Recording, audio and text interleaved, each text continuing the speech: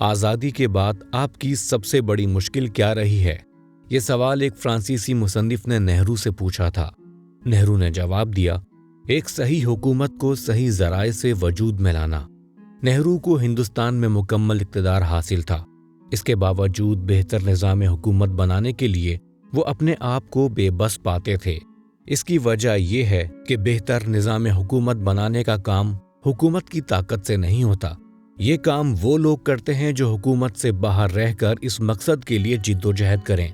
اصل یہ ہے کہ بہتر نظام حکومت بنانے کا کام بہتر افراد بنانے سے شروع ہوتا ہے۔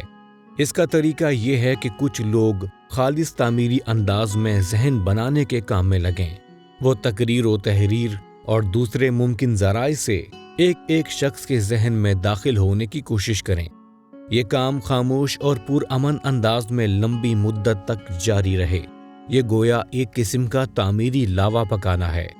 جب افراد کی بڑی تعداد میں فکر کا لاوا پکتا ہے اور افراد کی زندگیوں میں انقلاب آ جاتا ہے تو اس کے بعد سماج میں بھی انقلاب آ جاتا ہے، اور جب سماج کی اصلاح ہو جائے تو اس کے بعد اصلاح یافتہ حکومت بھی لازماً بن کر رہتی ہے۔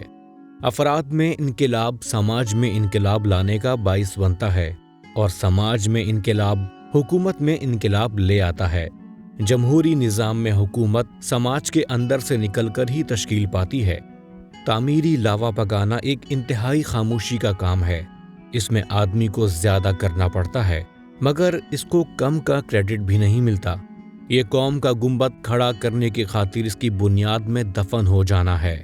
اس کام کی یہی مشکل نوعیت ہے جس کی بنا پر لوگ اس میدان میں محنت کرنے کے لیے تیار نہیں ہوتے۔ قوم کی تعمیر چاہتے ہو تو بنیاد بننے کی تحریک پیدا کرو، اس سوچ کے ساتھ کہ کام تو تمہارا ہی ہوگا مگر نام کوئی اور لے جائے گا۔ یہاں تمہیں صرف اپنا کام مکمل کرنا ہے، کریڈٹ تمہیں آخرت میں اللہ ہی دے گا۔